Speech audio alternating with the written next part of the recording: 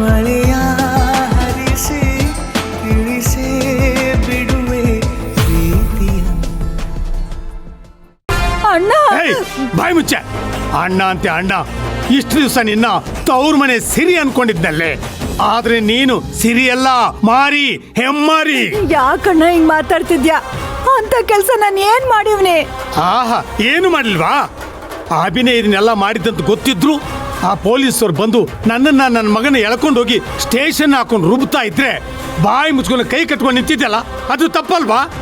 ಅದ್ಯಾವ ರಣೆಗೂ ನನಗೆ ಈ ವಿಷಯನೇ ಗೊತ್ತಿಲ್ಲ ಅಣ್ಣ. ಓಹೋ, ಏನು ಗೊತ್ತಿಲ್ದೆ ನಾನು ಮನೇಲಿದ್ದು ಒಡವೆ ಹಣನೆಲ್ಲ ದೋಚ್ಕೊಂಡು ಓಡೋಗ್ತಾ ಇದ್ದೆ ಅಲ್ವಾ? ಅಯ್ಯೋ ಹೇಳದ್ನಲ್ಲ ಅಣ್ಣ, ಕಳ್ಳ ದೋಚ್ಕೊಂಡು. ಬಾಯಿ ಮುಚ್ಚೆ.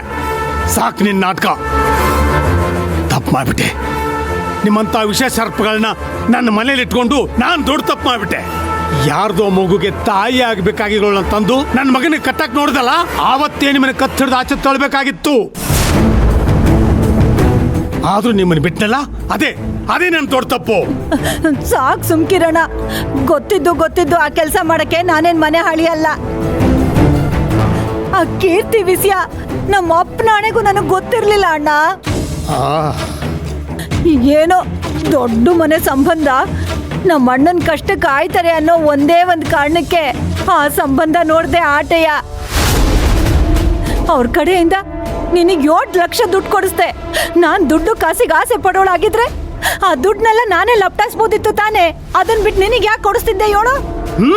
ನನಗೆ ಬಿಂದಿಗೆ ಅಷ್ಟು ಕೊಡಿಸ್ಬಿಟ್ಟು ಕೊಳಗಟ್ಲೆ ನೀನೇ ನುಂಗಿದ್ಯೇನ ಯಾರಿಗ್ ಗೊತ್ತು? ಅಯ್ಯೋ, ಸತ್ಯವಾಗ್ಲೂ ಹಂಗೆಲ್ಲ ಮಾಡಿಲ್ಲ ಅಣ್ಣ. ಮಾವ, ನಾವು ದುಡ್ಡು ಲಪ್ಟಾಯಿಸಿದ್ರೆ ಇನ್ನೂ ಯಾಕೆ ನಾವ್ ಇದೇ ಮನೇಲಿ ಇರ್ತಿದ್ವಿ? ಎಲ್ಲಾದ್ರೂ ಹೊರಗಡೆ ಒಳ್ಳೆ ಜೀವನ ನೋಡ್ಕೊಂಡು ಸೆಟ್ಲ್ ಆಗ್ತಿದ್ವಿ. ಅದು ಅಲ್ಲದೆ ಆ ಇನ್ಸ್ಪೆಕ್ಟರ್ ಹತ್ರ ಯಾಕೆ ಮಾವ ಇಷ್ಟು ಟಾರ್ಚರ್ ಅನುಭವಿಸ್ತಿದ್ವಿ? ಅನುಭವಿಸ್ತಾ ಇರೋದು ನೀವ್ ಅಲ್ವೇ? ನನ್ ಗಂಡ ನನ್ ಮಗ